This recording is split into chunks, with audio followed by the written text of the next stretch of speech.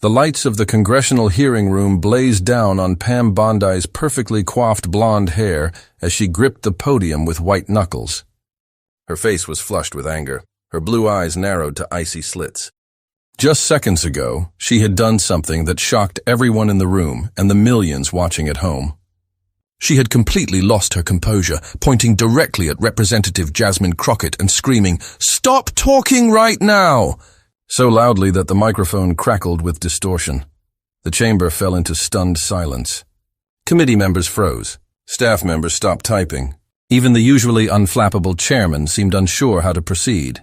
And there, at the center of this storm, sat Jasmine Crockett, the freshman representative from Texas, dressed in a perfectly tailored burgundy suit. While everyone else seemed shocked by Bondi's outburst, Crockett remained eerily calm. She straightened her papers, took a slow sip of water, and leaned toward her microphone. What happened next would not only change the course of the hearing, but would explode across social media within minutes, making Crockett an overnight sensation and leaving Bondi's reputation in tatters. This wasn't just another congressional hearing.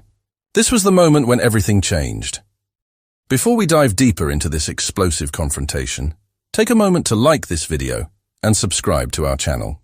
You'll never miss the most dramatic political showdowns and the real stories behind them. Now, let's see how this high-stakes battle unfolded. Pam Bondi had entered the hearing room that morning with the confidence of someone who had navigated the highest levels of politics for decades. The former Florida Attorney General and fierce Trump defender had been specially called to testify before the House Judiciary Committee about election integrity. With her designer suit, expertly applied makeup, and reputation as a political bulldozer who had shut down countless opponents on Fox News, she expected today to be no different. For 3 hours, Bondi had been masterfully controlling the narrative. When Republican representatives asked her questions, she delivered polished sound bites about protecting democracy. When Democrats tried to corner her, she skillfully deflected, often talking over them until their time expired. The GOP members of the committee nodded approvingly. This was exactly why they had invited her, but then it was Representative Jasmine Crockett's turn for questioning. At just 42, Crockett was relatively new to Congress, but not to high-stakes confrontations. Before winning her seat, she had been a civil rights attorney who had faced down hostile judges and prosecutors in Texas courtrooms for years. She had defended protesters during the Black Lives Matter movement and fought against voter suppression in communities of color. Unlike many politicians who climbed the traditional ladder, Crockett had built her reputation in the trenches, fighting cases that others considered unwinnable. As Crockett arranged her notes, cameras caught the slight smile on her face. Those who knew her recognized that expression. It was the same one she wore in courtrooms, right before presenting evidence that would change everything. "Ms. Bondi, thank you for being here today," Crockett began, her voice measured and professional.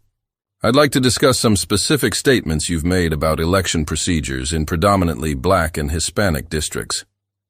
Bondi nodded confidently, unconcerned. She had fielded these kinds of questions before. What neither Bondi nor most committee members knew was that Crockett had spent the entire weekend with her staff, meticulously reviewing every public statement Bondi had made about elections over the past 5 years. They had uncovered a pattern that had somehow escaped public scrutiny, a pattern that Crockett was now prepared to expose. Behind the scenes, the stakes couldn't have been higher.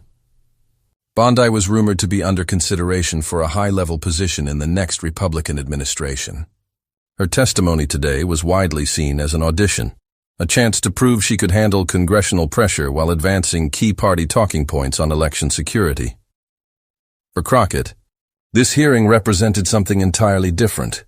As one of the few Black women on the committee, she had endured months of being interrupted, talked over, and dismissed. Today wasn't just about challenging Bondi's claims. It was about demanding the respect that had been denied to her and the communities she represented.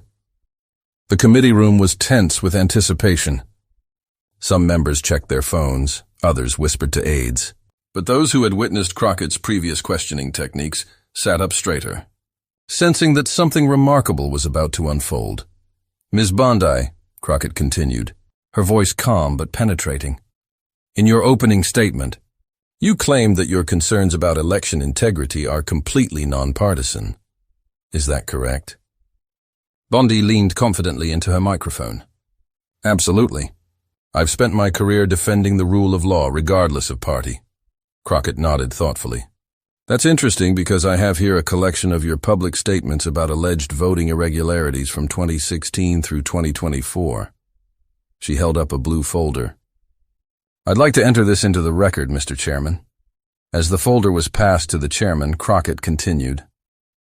Ms. Bondi, would you explain why every single one of your public allegations about suspicious voting patterns involve districts where Black and Hispanic voters make up the majority?